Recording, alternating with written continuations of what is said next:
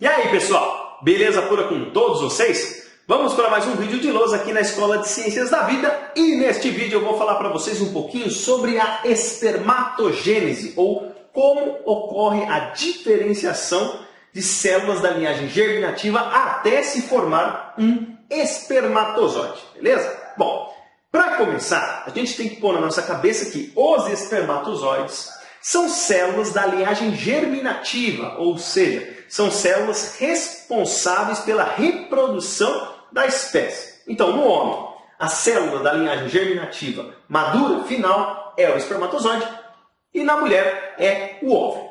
E existe uma diferença na quantidade de DNA que um espermatozoide tem em relação aos outros tipos celulares do nosso organismo. Então, as nossas células da linhagem somática, que é qualquer tipo de célula que não seja da linhagem reprodutiva, possuem um par dos 23 cromossomos, sendo um do nosso pai e o outro da nossa mãe, e também os cromossomos sexuais, que pode ser XX ou XY.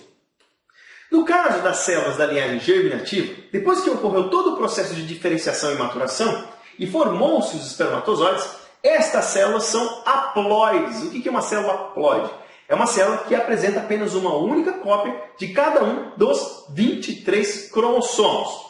E é a partir dos espermatozoides que a gente consegue saber se um indivíduo que foi concebido será do sexo masculino ou feminino. Porque o que dá as características sexuais é a presença do cromossomo Y. Então, o cromossomo Y ele dá as características sexuais masculinas. Na ausência do cromossomo Y, se tiver só dois cromossomos X, nós teremos um indivíduo do sexo feminino. E todo esse processo da formação do espermatozoide vai acontecer lá no testículo, especificamente aqui nos túbulos seminíferos, tá ok? Se a gente for pensar, um indivíduo ele produz diariamente uma quantidade enorme de espermatozoides. Os espermatozoides são células haploides, ou seja, possuem apenas uma única cópia de cada um dos 23 cromossomos. No entanto, esta célula, o espermatozoide, ele advém de uma célula primordial chamada de espermatogônia. A espermatogônia é uma célula diploide, ou seja, ela possui uma cópia, um par de cada um dos 23 cromossomos. Então, nós temos 46 cromossomos aqui na espermatogônia. Uma coisa que, se nós tivermos uma quantidade limitada de espermatogônias e dermos o sinal para produzirmos espermatozoides, se nós esgotarmos o estoque de espermatogônias, obviamente nós não seremos mais capazes de produzir espermatozoides. Então, o que acontece nesse processo de espermatogênese? Para que seja capaz de se produzir muitos espermatozoides, esta célula, a espermatogônia, ela tem uma capacidade de se replicar e aumentar a sua população. E você pode olhar aqui no túbulo seminífero, essas células maiores, correspondem aqui à espermatogônia, elas fazem mitose. Então é uma célula com uma alta taxa de mitose, ela se replica muito. E desta célula que se replicou numa quantidade excessiva, uma fração vai sofrer uma sinalização para desencadear a meiose. O que é a meiose? É a divisão reducional da quantidade de DNA de uma célula. E nós temos duas fases na meiose, a meiose 1 e a meiose 2. O que consiste aqui nestas fases? Bom, quando nós trabalhamos com a meiose, primeiro de tudo, nós temos que duplicar a quantidade de cromossomos que uma célula possui. Então, esta espermatogônia, ela vai entrar no processo de meiose e neste processo de meiose ela vai duplicar os cromossomos dela. Então, neste processo ela já vai possuir aqui 4 cópias de cada um dos 23 cromossomos. Então, nesse processo da formação aqui do espermatócito primário, nós temos aqui uma célula tetraploide. Esta célula tetraploide, por sua vez, sofreu a etapa que nós chamamos de meiose 1, onde você aumentou a quantidade de DNA dessa célula. Daqui em diante, esta célula irá sofrer um processo de meiose 2, onde nós vamos particionando a quantidade de cromossomos por um número específico de células. De modo que, no fim das contas, como nós temos 4 cópias de cada um dos 23 cromossomos, cada espermatogônia que entrou na fase de meiose é capaz de gerar 4 espermatozoides. Bom, Feito então o espermatócito primário, a resposta é para se fazer o espermatócito secundário, na qual se particiona metade dos cromossomos para cada um desses espermatócitos, ok? Estes espermatócitos agora possuem somente um par de cada um dos 23 cromossomos, ok? Estes espermatócitos secundários, por sua vez, irão sofrer mais uma divisão do DNA, que é a fase da meiose 2.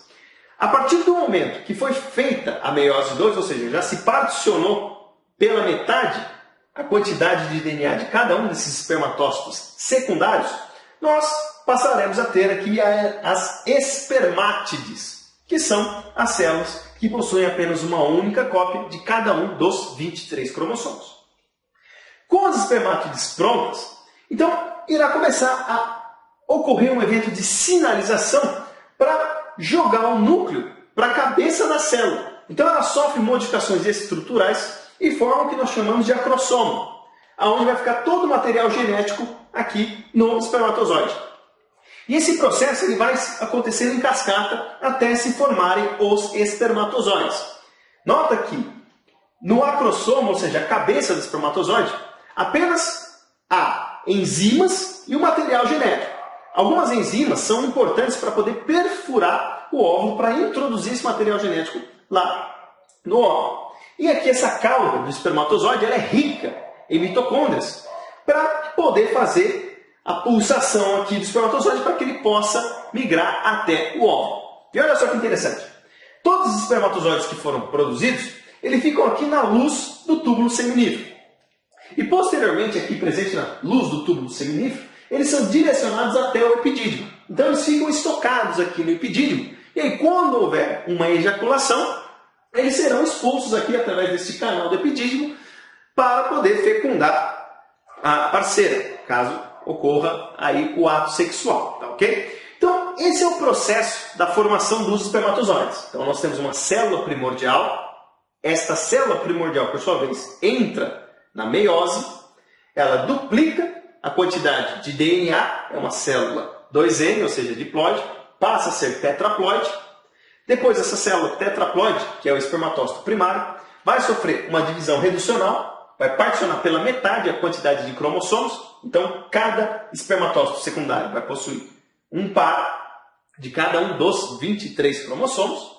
E esse espermatócito secundário, por sua vez, recebe um sinal para entrar na meiose 2, para formar as espermátides, que possuem apenas uma única cópia de cada um dos 23 cromossomos.